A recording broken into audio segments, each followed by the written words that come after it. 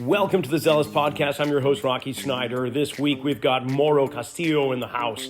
He's strengthened performance within the Texas Rangers organization. But before we get underway, check out my website, rockysnyder.com. If you need continuing education, if you're a chiropractor, athletic trainer, physical therapist, strength coach, doesn't matter. Plus blogs and a whole bunch more, rockysnyder.com. And I just got back from the Chicago Perform Better Training Summit. It's going to be happening again in July. That's going to be in Long Beach, and then August in Providence, Rhode Island, where I'll be presenting there, so hope to see you. And if you can make it to the NSCA National Conference in Kansas City, Missouri, this July 16th to the 19th, I'm sure to see you there as well.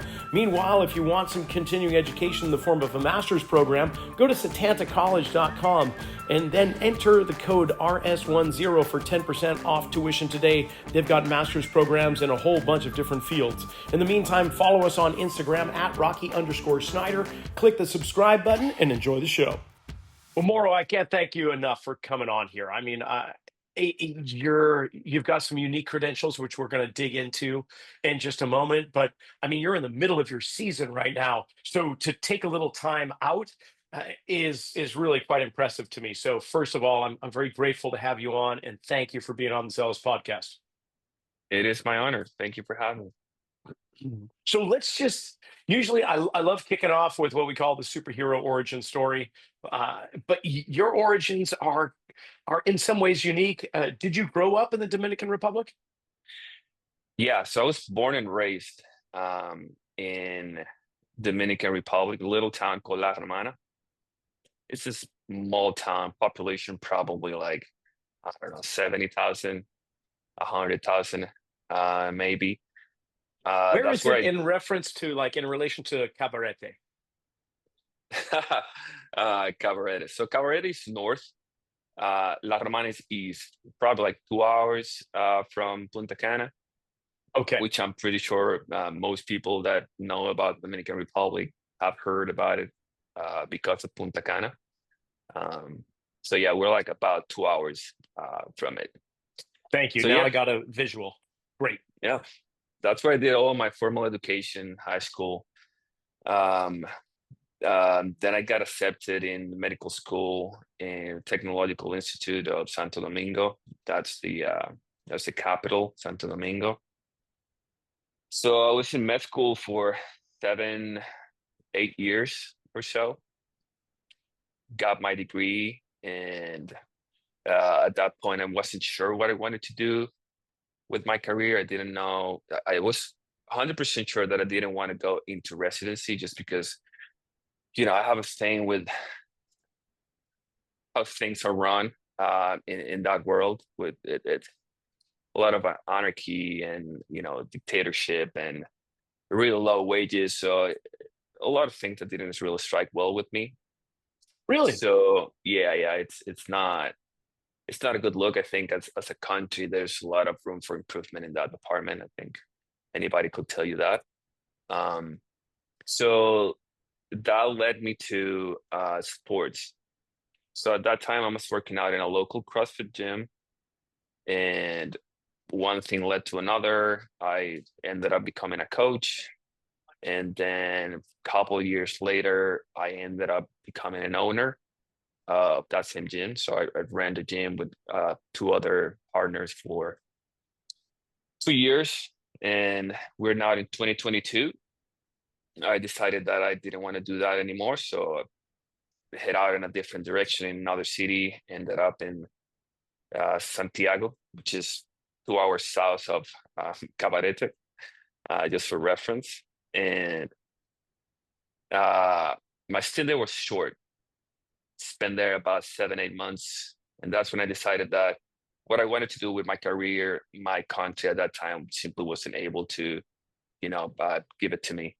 So that's when I looked overseas and I applied for the Cressey Sports Performance Internship in Florida, which we've all heard.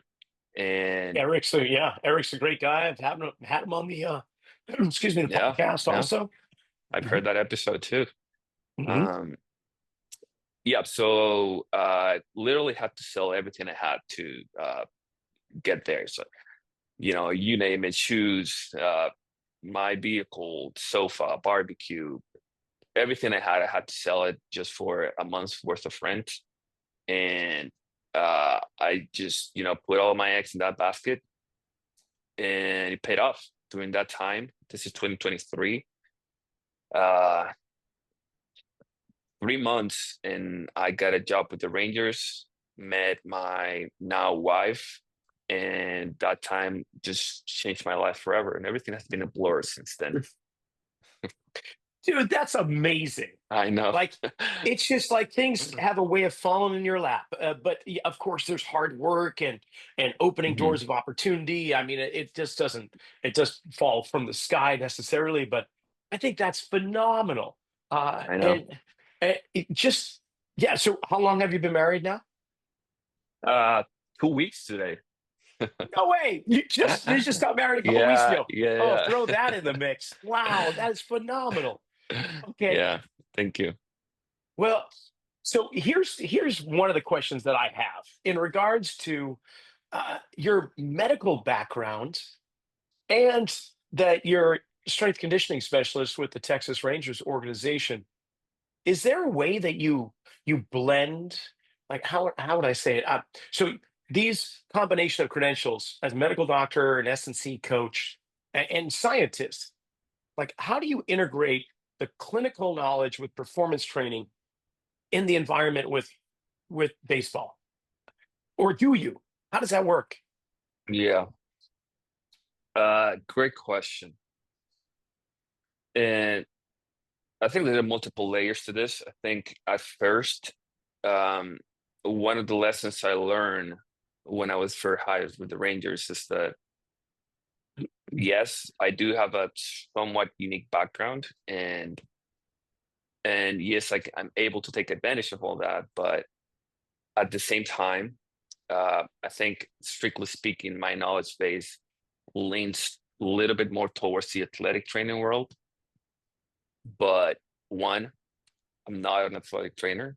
Um, Two, we have a fantastic athletic training too. So I think a lesson that I learned was how do I stay in my lane? As a strength and conditioning coach, our limitations are, present. There's things I have or should say or do that I don't know how to say it, but just keep in my lane and try not to be the that guy, like here's comes the doctor coach with his opinion. So I think that was something that I had to learn, how to coexist with the fact that I'm not the guy that calls the shot in that regard. But addressing the question specifically, um, yeah, there's certainly a blend. I think, from my perspective, a lot of the things that helps into my work is how do I apply all the knowledge that I have with the players in terms of, um, for example, if you look at the evolution of strength and conditioning, you can see that throughout the years, the model has shifted away from reactive injury treatment model to a more like proactive and data-driven and scientist model, Hmm. where clinicians have more to say in terms of what to do with the player. So I feel like having that as a background has allowed me to blur the lines of, medical assessment, rehabilitation, and performance enhancement. So having that background, um, allows me to be in multiple rooms at the same time, and simple being able to have that conversation with other departments in terms of what's best for what guy. Um, so I think that's the way that I've been able to do it this far. Not sure if that's how it's going to be in the future, but I think Yeah, that's I how can I like see to see that. it.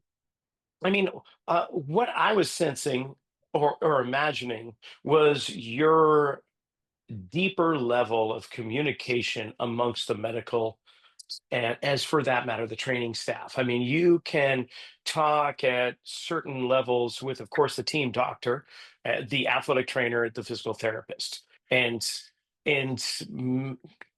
and I guess just get a deeper, more comprehensive kind of strategy because the level of knowledge and experience that you bring, and because traditionally strength conditioning coaches do not come with a medical degree, you know? Yeah. And the other way around too. Usually, medical doctors do not go into strength and conditioning coaching. So it's a little bit of both. Right. Okay, so when you're working with the Rangers here, how is it you're approaching the long seasons, whether it's in the majors, 162, or the minors? I can never remember that number. How many games are in a minor league season? So it depends on the specific league that you are, but usually it ranges from 130 to 144, something like that. All right, so how how do you work or how do you approach things in terms of injury mitigation, reducing the risk of injury while at the same time trying to maintain peak performance? Yeah. So, right, baseball season is long, right? Yeah, I don't think that's a secret. For example, for MLB, you have 162 games. You're playing from April, late September. And if you make it to the playoffs, you're playing all the way through November, right? So we're yeah, talking 6 to 10 months, 6 to 8 months of full season. Minor leagues, we play April through first week of September. If we make it to the playoffs, then we're talking close to October. October. So again, 5 to 6 months worth of season, and that's not even accounting on spring training, right? Uh, so we have or the guys, DR league. I mean, any of the other leagues, because we're talking right? really year-round training with maybe a 4-week respite at best. Correct. So we're looking at 9 month average full season. So it's a lot. Um, so I think one of the things that we rely on the most is a very thorough preseason screening. I think we take a lot of pride on that. That pre-screening allows to see and understand where the guys are at that point, right? That's something we do during spring training, as every other team also does. Also, having a clear communication with the players during the off season, it allows you to gauge where everyone is at as well.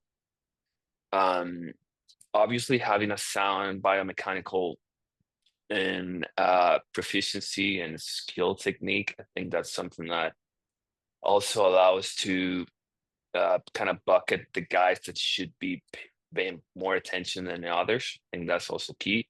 We can argue, what exercise is better to, increase RSI or increase peak power or rotational power.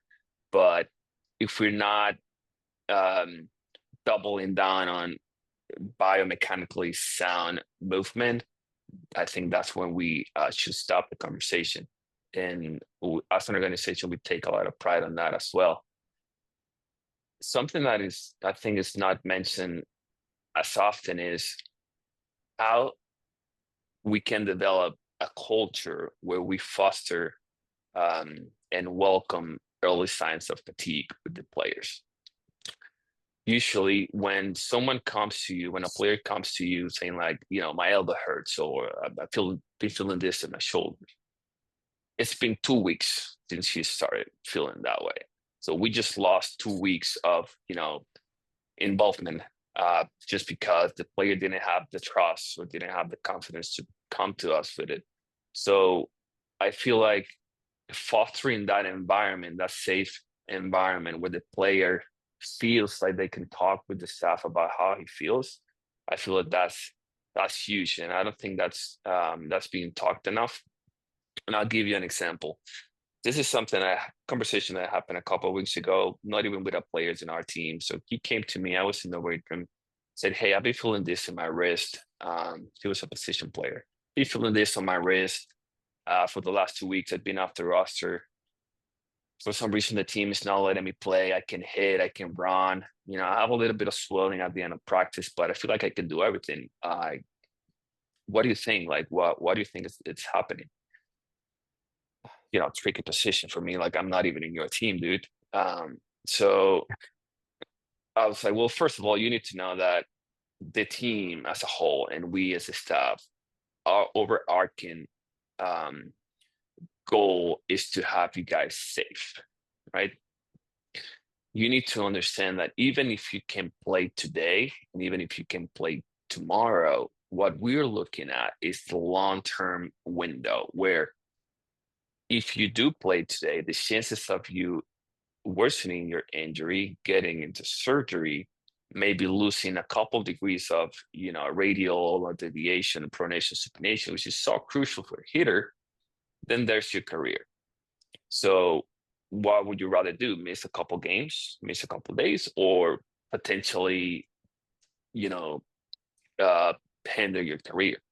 So he was like, I guess I didn't see it that way. I'm like, of course you didn't see it that way. But having that buy-in from the players, so them understanding like, hey, no, this is okay, and I understand why you're feeling this way, but this is why we do it. Trying to explain the big picture and letting them know that this is a safe space. So as long as you trust me, I'm going to trust you. I feel like we don't talk about it enough because it's hard. It's hard to establish that communication, that bond with the player, especially in baseball where language is a thing, right? It's a barrier. Like it probably wouldn't happen in the NBA, WNBA, NFL, NHL, like you name it, right? Where English is the most dominant language. So you don't have a problem if your native language is English, but all of a sudden we have Spanish here. Like right now, probably at this level, you have 50% of your roster, which is from Latin America. Like if you don't have that sense, that feel with the language, there's a lot that you're leaving on the table. And it's not your fault, right? But it's something to take into account. So fostering that communication, that channel, I think is also huge for injury prevention and mitigation. When it comes to sport performance or enhancement, we rely a lot on microdosing. Microdosing training, I think that's something that has been popularized the last couple of years, but it's been around since forever, especially coming from Europe. Um, I'm pretty sure you're familiar with it, but for people that are Yeah, listening, please do. what we do with microdosing, like think about all the training variables, right? Like volume, intensity, rest, frequency, tempo, training load, etc. So microdosing is basically it's like a high frequency model where the main goal is to dissipate the volume and intensity throughout the week. So as long as we keep the volume and intensity the same across the week, what the research is showing that working out shorter sessions each day seems to be render the same benefits. And personally, I'm a huge fan of the method, especially when we're talking a long season as baseball is. So we're playing 6 days a week, sometimes 7 games during that 6 days because we have to play doubleheader. I don't think there's any other major sport where you play a doubleheader, which is to me unreal. So having that 6 days, we work out 6 days a week, 20-25 minutes. And the overarching periodization model that we use is we do vertical integration, a little bit of DUP too. So that allows us to have more contacts with the player. And that's something that we also use as sort of like an injury mitigation thing. So think about it this way. When you see the player across the week only 2 to 3 times, there's a lot that you're not seeing. There's a lot that you're not hearing. All of a sudden, you're seeing him on a daily basis and you have more feel with the player. You're seeing stuff that they're not telling you. And you're hearing stuff that you're not seeing. So being able to have more contact with the player simply allows you to do more modifications and be more on top with the volume and intensity across the whole season.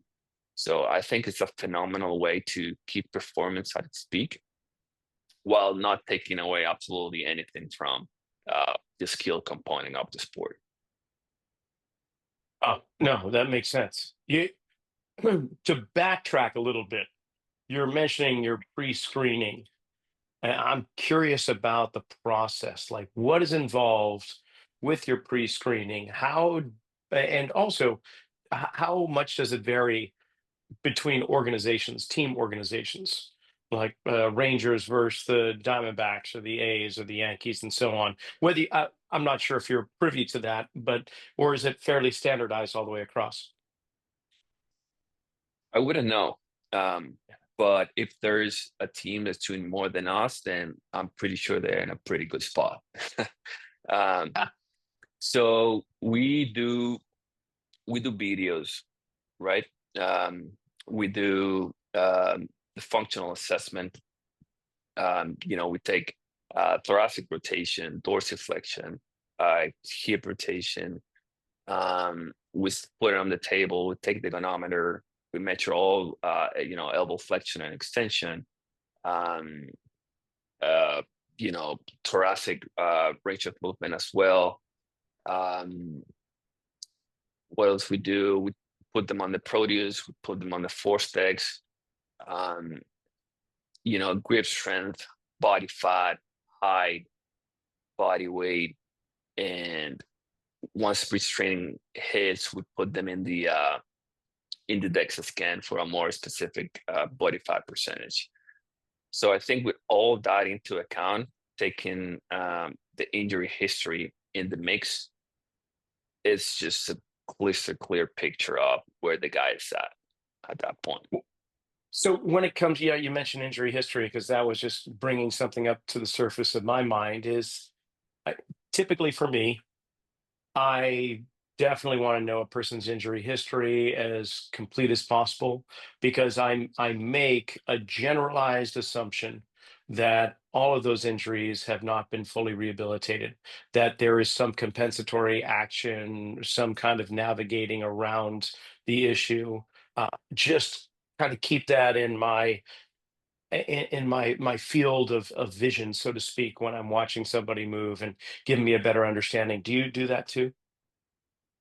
Oh, of course. And if I could throw something else in the mix, I would say a walk-in assessment will be fantastic, but it's also not realistic. But And why is that? Just because there's so much, it's such a huge gross movement that you are not going to pick it all up? no, it's just because logistically, I mean, we're talking, close to 200 players. It's a lot, and it's also so. Here's the thing: as a professional, we take a lot of pride in the stuff that we do, right? And the data that we input into our smart innovation. It's always about the more you know, the better. And it up to a point, it's true. Like you do want to have a lot of data points on your players, right? Sure. What's the point of having all that data if you don't have a bridge into an application process, right? Like, Right. what's the point? Yeah. So tell me what you can do with the data, and then we reverse engineer from that. So what are we trying to achieve with the data that we have? And so we backtrack it to, okay, then we need this data, this data, this data, this data. That's not the case in a lot of times. Like you could probably have 20 data points and you're using 3 or 4 across the season. Just because what we use in the hub, in the HQ, where we have all of this equipment, is one thing. When you go to an affiliate where you have 30% of that equipment, what are you going to do? What is that data worth?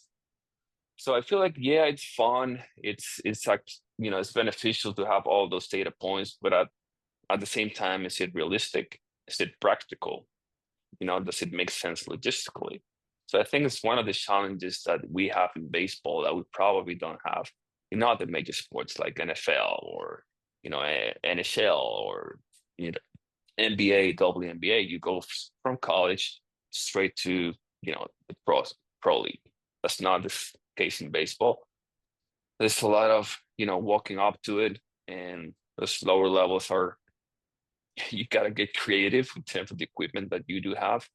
So it's not always about how much data you can gather, but how much efficient you can have with the little data that you do have. Yeah. That makes sense. Yeah, I hear you. Yeah, because you don't want to one have paralysis through analysis and be drowning in data and be just going, what do I do with all this? Right. You quiet the noise in any way you can. Yeah, I completely get that. You mentioned you do a lot of assessments on the table, screening joint motions with a goniometer or however you might do it. You mentioned torso rotation, dorsiflexion, and so on. These are great, almost like SFMA, individual joint actions, and of course the mindset is typically, well, if I get an understanding in an open chain, then I have a pretty good understanding how it's going to behave in the closed chain. But do you do any kind of closed chain screening as well? I imagine you must. I mean, every movement can be a screen. It's not like that. I'm not trying to say that, but do you have some go-to closed chain actions that you like to look at with your players, whether it's in the weight room or outside of that or on the field? Yeah, great question. Yeah, we do. I mentioned a video assessment. So a video assessment, we have a player facing a with a black screen or white screen in the back. So we do squat, just a body weight squat with arms up, so like an overhead squat. We do a toe touch, and we do lunges. So not lunges, but split squat. So we do split squat, Hmm. and we do thoracic rotation too. So I think that combination of movement just paints a clear picture where the if the player is shifting, if he can is compensating on one side more than the other. What are the ankles doing when we're doing a squat? What are the torso doing when we're doing the overhead? What the hips doing when we're doing the toe touch? Is the knee collapsing on the split squat? If he opening the hips when he's going down into the split squat. So I think like having those movements, it's key.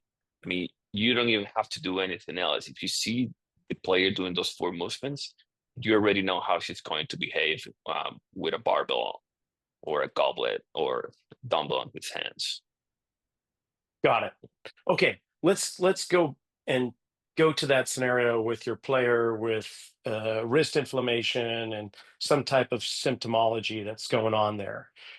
What's your I want to say a logical process. So what's your thought process when now of course, as a medical doctor, you have the ability to diagnose, but you're in the States, so I'm sure there's like a licensing thing between Dominican Republic and other countries and Yeah. so on. But with your background and your combined knowledge, strength conditioning, take me through a little bit of what your mind is thinking. If you were to, and you had the ability or authority to kind of suss out the issue, where does your mind go?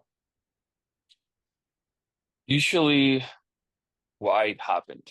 Um, I think that's usually where my mind goes. It's very Beautiful. easy to look at the well, my knee is swollen, right? Like, okay, well, let's get lost in the knee. I think that's usually the approach. Uh, but I'll look at it, and then I will, right? That's definitely a symptom. That's the smoke and the gun, right? Now let's zoom out because the knee just doesn't happen to get swollen on its own. Like something has been going on, I unless am it's been loving you right now. Excellent. Keep unless going. unless it's been like a direct acute traumatic event on the knee. The knee is not the problem. So let's look at your ankles, right? Let's look at your feet. Let's look at your hips. Let's look at your tibia. And then let's look at your history. So I'll give you the story. We have this player that got drafted, I think it was 2023. Um, got surgery on his right knee, I believe. Meniscectomy, both sides, medial, lateral, off meniscus. Drafted, terrific player, super talented, a beast. Now he can run, he can hit, he can throw. He's on able currently to go through a full day of practice just because his knee is so swollen, right? Now, right, had surgery in his knee. Now you look at his pelvis completely down forward. So his entire center of mass completely shift forward. Zero ankle dorsiflexion. Tibia internal rotation, very limited. So you look at that, even his lumbopelvic control is very, very poor, which is something that I look at in the kinetic chain. Where is your lumbopelvic control? So you look at all those things and you see, well, obviously the knee was about to blow up. So the knee is not the problem. So it's just one of the examples that tells you that usually the thing that hurts is not the problem, but it's the entire component, because we have been used to looking at the body as a compartmental thing. It's the elbow, it's the shoulder, it's the hips. But I'll look at the body and I see one thing. It's just one system. It's just one close thing that works together. So that's where my mind usually goes. Okay, your ankle hurts, but let's look at all of the other stuff that has been going on that could have lead to that pain in particular, if that makes sense. Makes complete sense. The what is thought of as a problem is actually the unconscious solution until it becomes problematic. Correct. Yeah, that's beautiful. Really, it's so refreshing and heartwarming to hear people in your position having that whole mindset and philosophy. Because I gotta say, for many decades now, Mauro, I have been bumping heads within the medical profession with doctors that are still in a compartmentalized approach and symptom-based treatment scheme, and I realize it's particularly it's not exclusively their fault because of the training and education that will occur in medical school in the States. Historically, they don't get much time in learning closed chain biomechanics and how everything is integrated with one another. Had they had that background, well, maybe their viewpoint would be more similar to yours. So I guess my question here is, where did you learn that the symptom is not the problem and that it may be the smoke to the gun, and you have to ask the question why and then hunt down the clues to find out where isn't it moving properly, which is encouraging this area to move to a greater degree and improperly, I'll say. Where did you get that in your medical background? Did you get it in the strength conditioning? Did you get it from Eric? Where did that come from? Um, Man, if I could tell you, if I could pinpoint it, I would. Um, I think it's been a combination of factors. I, I like to say that I was a CrossFit athlete back in the day. I like to say so. Okay. Did you compete? And I did. I was All right. actually uh I had a number one placement in one of those national tournaments. So I would really Fantastic. dip into it. A lot of weightlifting, a lot of gymnastics, a lot of running. That's when a lot of the stuff that took from medical, I started applying it to myself. Um, when I got when I got the internship with Eric, it was an opportunity to really expand the horizons in terms of how the body works in conjunction with other parts. That's not something that necessarily we were doing back home. Um, but I think like having that exposure definitely helped understanding the body as a whole. So uh, I listened to the podcast a couple months ago when it came out on Eric was talking about Bill Hartman and the model that he used that goes beyond the stuff that we're used to see, the simple biomechanical approach, and think of the body more like in shapes and how the breathing pattern influence range of motion or orientation.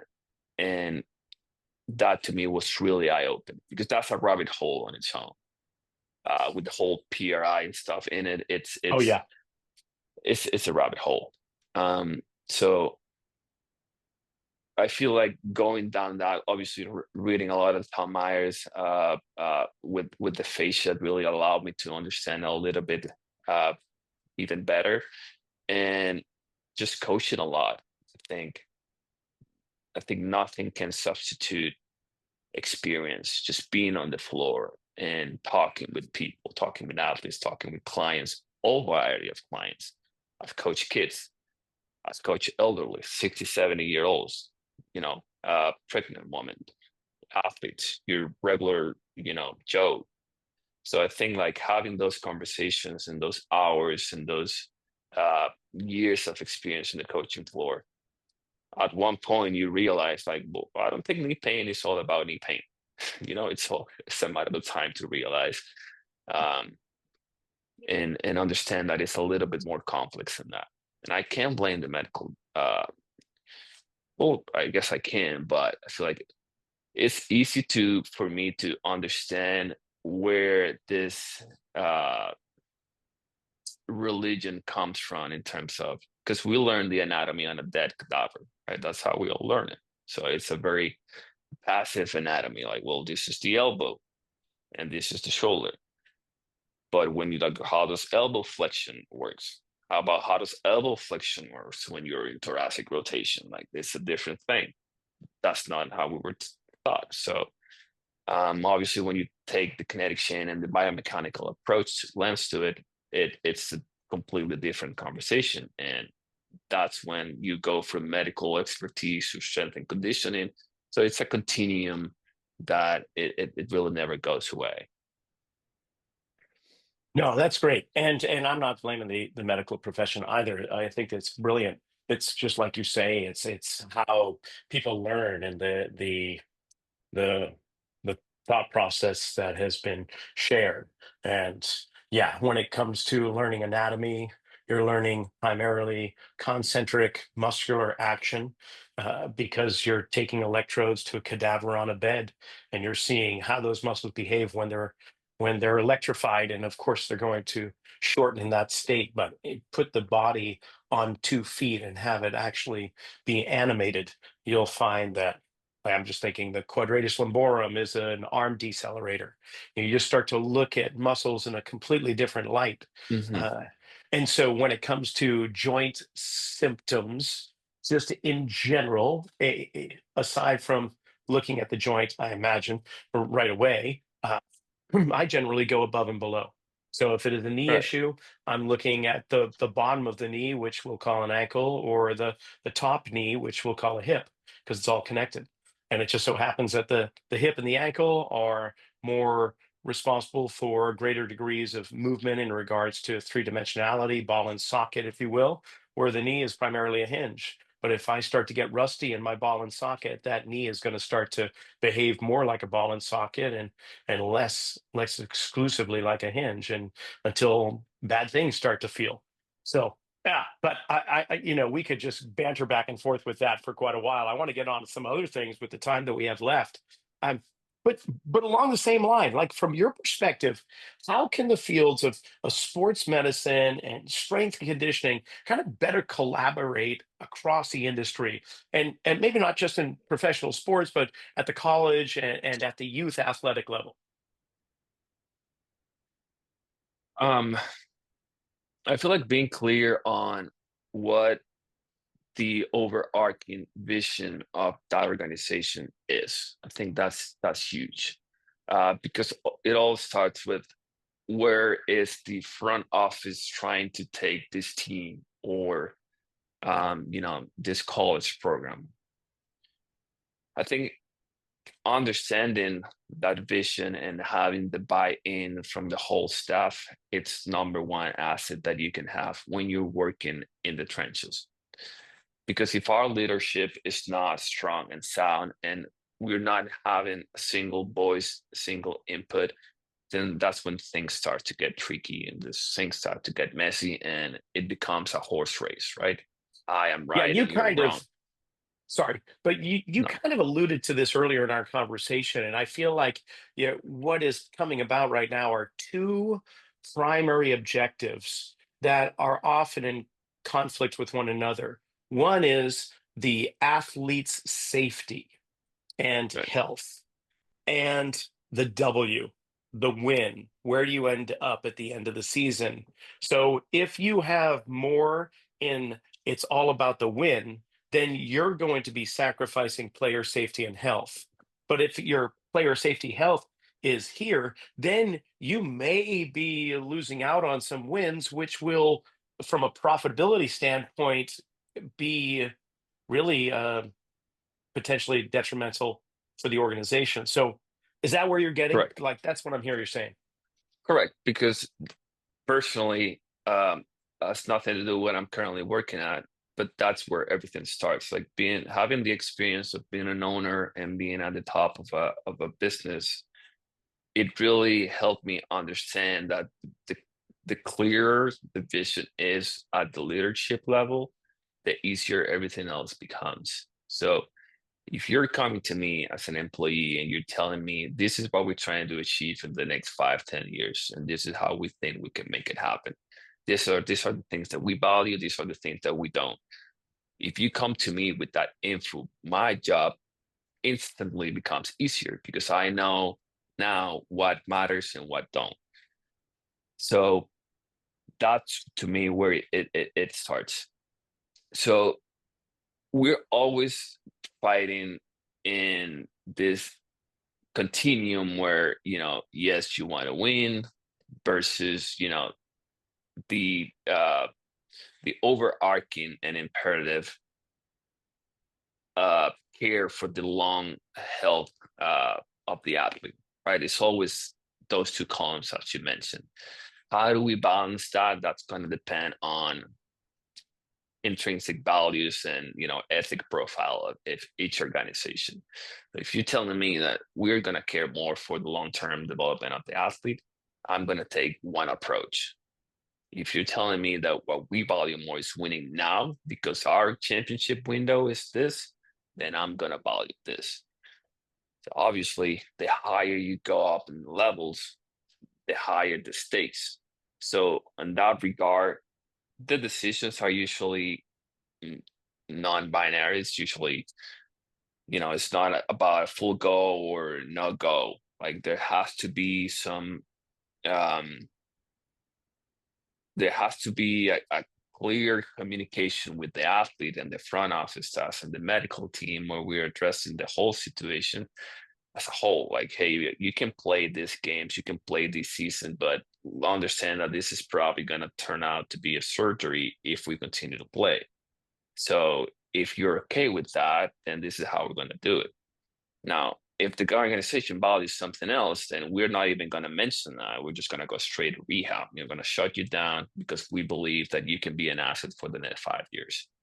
So I think like having that understanding as an organization is key. It's where everything starts. That's great. I love your malleability and well, just all your all the answers to my questions in this whole session have been phenomenal. Are you in the place you want to be right now, or this will be my final question? Do you want to go up and work outside of the minors to the majors? Do you find that you serve the greatest good and purpose exactly where you are? I don't want to give you a where do you see yourself in 5 year question, but like what's your path right now? I think I'm focusing on being where my feet are um, for the time being. If I look back, I have accomplished in the last 2 years more than I ever imagined. I think I'm very grateful and uh, cognizant of that, and I'm very aware of the blessings that I've had in the last 2 years. To say that I want to be here and there in the next 5 to 3 years would be an understatement because life has surprised me so much in the last 2 years. So I don't want to cut myself short. But I'm really working on just being where my feet are currently. I think like there are a couple of things that personally I want to get better at, especially being a second language. I feel like I'm 2, 3 seconds behind my thoughts. Obviously not the same in Spanish. I feel like I want to get more fluent, trying to get more. This is actually my first podcast that I have in English. So, I'm sorry for the listener if I, mispronounce or mis conjugate a verb or something like that. Feel like Dude, it's you're awesome. Are you kidding me? You never ending crushed it. process. Um, but yeah, like I want to get settled in the strength and conditioning world here. I want to expand my network, uh, see if I can maybe, life will present me with a mentor that I can have along my way of development here. If you know anyone that has a somewhat unique background like me, went from medical to strength and conditioning, I would, deeply appreciate I can get in contact with the person to maybe share our experiences, see where that leads. But for now, I'm just extremely grateful for the opportunity to be where I'm at. The Rangers have placed a lot of trust in me. They have opened a lot of doors for me. And again, I don't want to cut myself short saying I want to be here and there in the next couple of years. I love it. I love it. So, do you have an Instagram handle? I know people can find you on LinkedIn, and I'll put your connections in the description below the podcast. But can we Yeah, follow you somewhere? yeah. My Instagram handle, I think it's Mauro Castillo MD. Um, I think it's the same thing with my LinkedIn, Mauro Castillo MD. Do have a Twitter. It's uh, Mauro Castillo G. Um, I go through phases. Sometimes I feel like I want to share something. Most of the times I feel like I don't. It's very hard during the season. I do have a webpage, it's maurocastillo.md.com. Sometimes I post, upload stuff in there. Um, but that's about it. Beautiful. Man, I can't tell you what a thrill this has been chatting with you in this hour here. Thank you again. Congratulations on where you are in your personal and professional life, man. You're shining bright. Thank you for being on. Appreciate you, Rocky. We'll keep in touch.